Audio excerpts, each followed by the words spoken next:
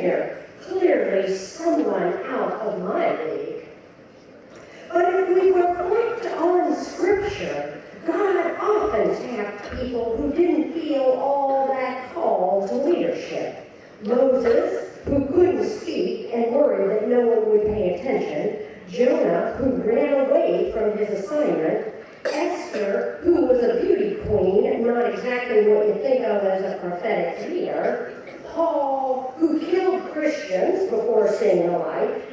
So frankly, God used inarticulate, cowards, beauty queens, and murderers. So maybe God can use us too. I want to use as my text today 2 Timothy 1, verses 6 and 7. Paul wrote from prison to Timothy, a younger colleague in whom he had great trust. Paul wants to give words of encouragement and exhortation before he dies.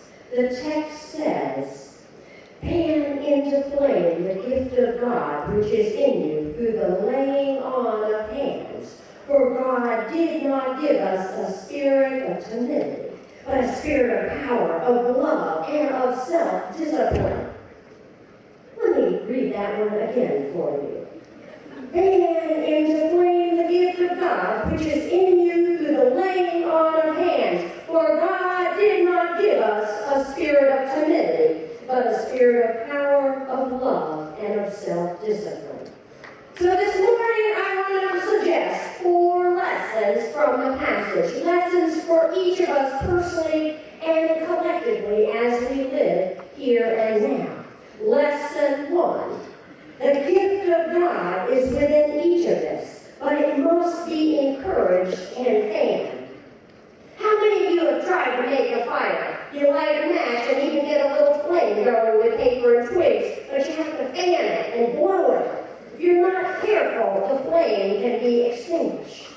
Every child, every person is given a flame, a gift of God, but it's got to be encouraged and helped to grow and mature. And how do we do that? The text says through the laying on of hands. You know, I don't really think it's just me touching her, but it's the encouragement of friends, family, and church members around us. There's a young man in my church. He's 21, has 2 kids. Luckily, he finished high school, but he has no post-high school education or training. Needless to say, in this economy, he has no job. He started coming to our church breakfast before church. He'd eat the breakfast and then leave before service. One Sunday morning, he mentioned to me that he liked to cook. So, talking with him, I realized his dream was to be a chef.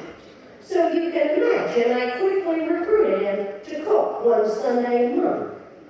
Then I nudged him to stay at services after he cooked. Then he started ushering. 2 weeks ago, he stood up in church and announced that he'd been admitted to an elite chef school in Chicago.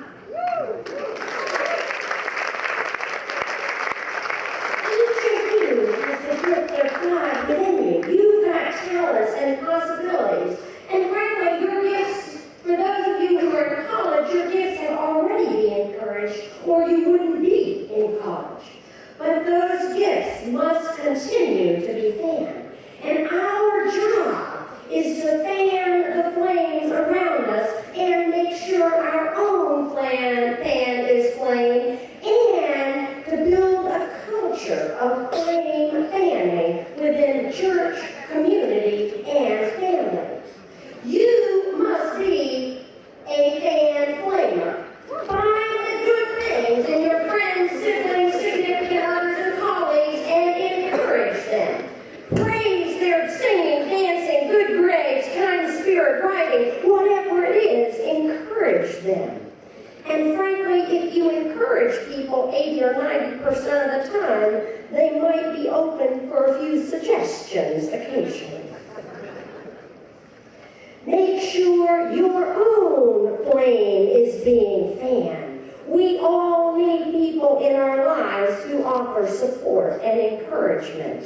The flame can be extinguished if we're not having it fanned. Now, this can be a little difficult sometimes if you got a bad boss or a mean teacher. But you just got to figure out how to get out of that situation, right? Not immediately. You can't just quit the class. You can't just quit the job. But you got to find a way to move yourself into a position where you can have that flame fanned. And we must build a culture within the church, our organizations, our schools, to encourage one another. I don't know why so often we get into the habit of focusing on criticizing leaders in our groups, our churches, our organizations. It is not helpful. No leader is perfect. They need affirming. One of the things I've started doing in the last few years, and frankly I wish I'd started sooner, so I'm giving you a hint so you can start sooner, is dropping notes of encouragement, sometimes emails, but often handwritten notes. I know people don't know cursive anymore, but do your credit, right? And do the best you can. But recently I've sent notes of encouragement to Steve Greenhouse for an article he wrote in the New York Times, or to Arlene Holt Baker, one of the leaders of the AFL-CIO, or to Benjamin Jealous, the head of the NAACP, about how good he was on NPR. You hear somebody doing something good, write him a note. I bet Ann needs some notes right now. Yeah. I need you to write Ann a note. Right. Now, the next 3 lessons this morning, I believe, are the core ones for living a powerful and fulfilled Christian life. For God did not give us a spirit of timidity, but God gave us a spirit of power. So lesson 2 is God gives us a spirit of power. I want you to turn to your neighbor and say, God gives us a spirit of power. In community organizing, we think of power as people or money. And since we usually have more people than money, we focus on organizing people. But the word power really means the ability to act. God gives us a spirit of the ability to act. We can make a difference. Each one of us can make a difference. But our ability to act is totally related to how we use our time. And we are fighting some terrible trends in the society. The 2009 Time Use survey that came out this past summer showed that the average American over age 15 spends almost 3 hours a day watching TV, more than 20 hours a week. In households with children aged 6 to 15, adults only spend 47 minutes with their kids. So we got 47 minutes with the kids and 3 hours with the television. Oh, I wonder what's wrong here. And then the New York Times said in 2008, the average American teenager sent and received an average of 2,272 text messages a month. I have twin teenage sons. God bless me, right? And during the month of August, when they weren't working and weren't in school, they did 13,000 text messages. How is that possible, right? They can talk to me and text at the same time. It's really disconcerting. But if we spend all our time texting and watching television, we can't do good things. Each of us. Now again, I'm not opposed to watching TV occasionally, or I can even text, right? Not 13,000, but I can text. I like this text, not this. Each of us has an ability to do something of great worth. But to do that, we've got to take control of our time. And it's so clear to me that those in our society who do really significant things aren't really that much smarter than you and me. They just are focused in how they use their time. There was a great book that came out recently called The Outliers. Very interesting book. And it talks about if you want to be really good at something, you just have to do it 10,000 hours. Right? That's all you have to do. It's not smart. It's 10,000 hours. Right?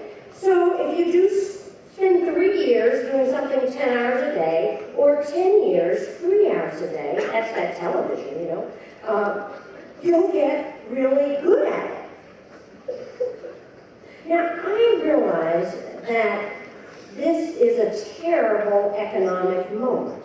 It is the worst job market in decades, perhaps since the 30s. And if you are getting ready to graduate or struggling to find work right now, you are not alone. 55% of Americans have lost jobs, lost hours, or lost pay. Losing a job or not getting the job you want in this economic environment is not your fault. So for those who graduate soon, you may not be able to have the job that you want. You may end up taking a job at McDonald's. That is not the choice you want. But you have a choice about how you spend the rest of your time. Where you volunteer, whether you watch television or text, or whether you volunteer. And you think, what is this picture? And you can't give up at the first, second, or third rejections on jobs or volunteer opportunities, because Michael Jordan was cut from his high school varsity team. So he worked harder. I have a friend, Emily Harry, who was an intern with me. When she was in high school, her mom died. Losing a parent is especially hard when you're young. Her dad lost it for a few years. One of her brothers became a drug addict. But Emily was saved by her church community. They supported her. They fanned her flames. She went to college because of the church community. When she finished college, finished the internship with me, she decided she wanted to go to dental school. She had a vision of helping poor people with their dental needs. So she applied to 10 dental schools. She didn't get into one single one. She took the DAT, the dental tests. Her scores weren't that high. She reapplied, still didn't get in. Took some science classes, still didn't get in. Then she did an internship at a dental clinic. And last fall, she entered dental school.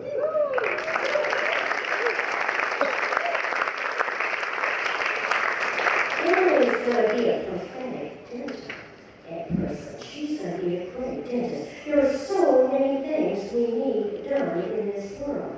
You can't wait for someone to ask you to do it. Claim your power. Use that ability to act. If you want to organize a social change group on your campus, do it. You want to do tutoring, do it. You work at a restaurant where workers aren't getting paid, step forward and make a change. Use the ability that God has given you. Meet Laura Boston. At 22, she started as a Dominican volunteer with the Houston Interfaith Worker Center. She was hired as a permanent worker rights advocate at 24. After the executive director had a baby and left unexpectedly, Laura was thrust into the director role. She readily admits that she didn't know what to do and asked for help. Recently, there were a group of workers that came in from Aldine Community Care Facility. There were 15 of them who hadn't gotten paid. Laura organized the workers and the community. They went to the boss. she got them all paid. Love is a prophet here and now. Lesson number 3. God gives us a spirit of love. Turn to your neighbor and say, God gives us a spirit of love.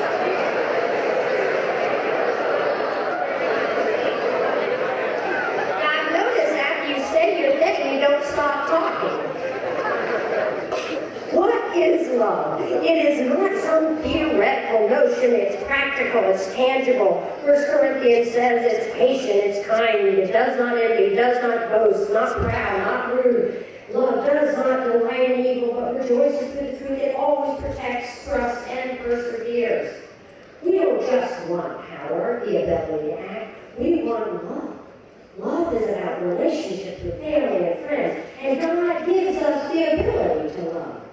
And if I've learned anything over the years about organizing, I've learned that our ability to move work forward is really based on relationships, the love that we have for one another. But we all fall short. We're all impatient with our kids. We're envious of somebody. We're rude. We get angry. We blame others for situations where we behave badly. They made me. They provoked me. But these are excuses. God gives us a spirit of love where we can overcome. Our maturity as Christians must constantly focus on that spirit of love. And the real challenge for us is how do we show that love in systemic ways and not just individual ways. Somehow it's more satisfying to serve food at a soup kitchen than to push for expansion of food stamps. More of us will help homeless families in shelters than push for foreclosure reform or insist that workers are paid the average of $2,600 that is stolen each and every year from low-wage workers. So how do we move our love beyond the individual level to systemic levels? Love into the national agenda is prophetic. You want to be a prophet? Move that love into the national agenda. When you begin pushing on systems that keep people poor, you become a prophet here and now. I want you to meet Karan Blair. Karan is in the room. Where are you, Karan? There he is. Karan came to IWJ during our seminary summer program. He became a leader within the organization, directed our affiliate in New Orleans. He's now coordinating all of our student campus work. So stop by our table and talk to Karan later. Let me introduce 3 prophets in Northwest Arkansas. Anna, Jose, and Fernando. None of them is eligible to rent a car without paying extra fees. Did you get that? You have to be 25 to rent a car. Okay, you missed that. All right. Anyway, these 3 folks staff the Northwest Arkansas Workers' Rights Center. Anna and Jose are both first-generation immigrants, but they realized that newer immigrants without education and families were getting taken advantage of in the workplace. They began fighting for workers. A group of poultry workers came to them and explained that 200 workers in the plant were having eye problems, and some of them had lost their eyesight due to using dangerous chemicals. They called OSHA. They got OSHA into the plant. They went in and translated for the OSHA officials, and now 200 workers have protective gear. They also told me a story recently that there were a group of restaurant workers who came in and hadn't gotten paid, and these folks realized that the restaurant had a Facebook page, and so they sent out a message on their own Facebook and said, go write messages on the wall and say, pay your workers. So they all wrote messages on the wall, they paid the workers.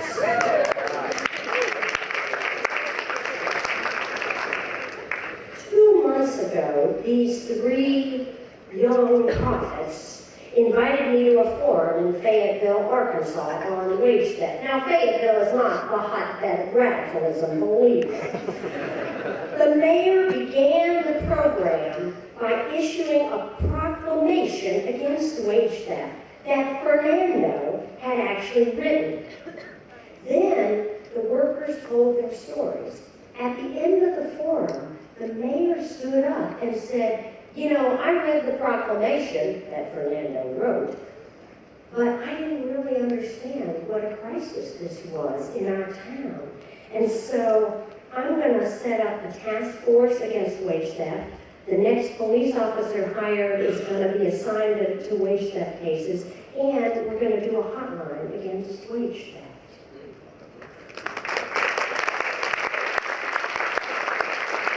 When I got back to my office in Chicago, we sent out a press release. An hour later, folks from Newark called saying, how do we do what they're doing in Fayetteville?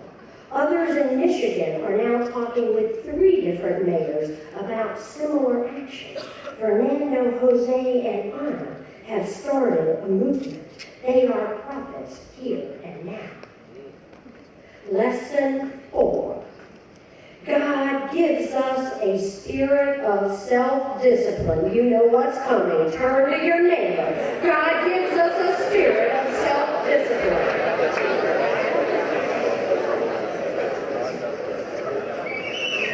What is self-discipline? It's doing what you say you're going to do without somebody bugging you or reminding you. It's making a plan and following through. It's setting goals and working toward them. I once worked with somebody who was extremely gifted, talented, and creative in her job. This person could go to any meeting and be brilliant. What's more, they were kind and nice and loving. But this person never followed through on any of their commitments, was constantly late, and couldn't be depended on. She will never be a prophetic leader because God gives us and needs us to have a spirit of self-discipline. Over the years, I've had 3 books and a bunch of articles published, and I've frankly gotten to be a decent writer. I didn't start out that way. But when people ask me, what's the hardest part about writing a book, I reply, keeping your butt on the chair. Staying put and actually doing it requires discipline. Practice and discipline. Have any of you ever tried to lose weight? It's not intellectually hard, right? There's nothing complicated about it. You've got all the little apps for it, right? But it's discipline every day to not eat the French fries and cut up the cucumber, right? Every day, discipline. How many of you have organized a community forum, right? The fun part is, planning the agenda and thinking about all the decorations. But the important part takes discipline. You got to sit on the phone making dozens of turnout calls. Emails don't work, letters don't work, personal calls. Discipline to dialing. But God can give us the self-discipline we need to do our schoolwork, the boring parts of our job, write a book, lose weight, change the direction of the nation. But when you screw up, you're late, you overeat, you don't study, you shirked your responsibility, you didn't do what you said you were going to do, own it, apologize it, and try again the next day.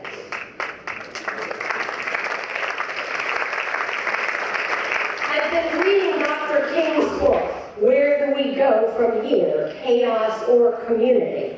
It seems to me it's a book for now.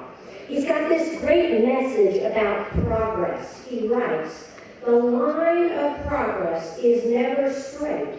For a period, a movement may follow a straight line, and then it encounters encounters obstacles and the path bends. It's like curving around a mountain when you are approaching a city. Often it feels as though you are moving backward and you lose sight of your goal. But in fact, you are moving ahead, and soon you will see the city again, closer by. We are in a challenging period as a nation, but you and I must have the discipline to stay the course, even when we cannot see around the mountain. Prophets here and now have discipline. Discipline around practicing their writing, their speaking and organizing, and discipline to keep going even when you can't see the city ahead. So, what do you think? Aren't these some good lessons for life?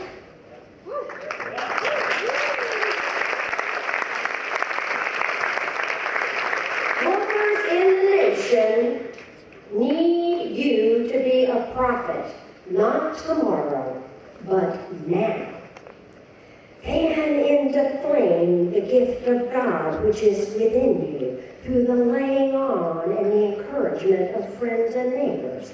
For God did not give us a spirit of timidity, but power and love and self-discipline. I want you to get involved with ISN, with Interfaith Worker Justice, with Bread for the World, with your campus ministry. I don't care. Get involved with something. Be a prophet now. Support food service and janitors and folks on your campus. Organize a worker rights training. Intern. Do it now. If you step up to leadership, God will give you a spirit of power, a spirit of love, and self-discipline. God gave the prophets those gifts. God gives you a prophet here and now. Step up, be a prophet here and now.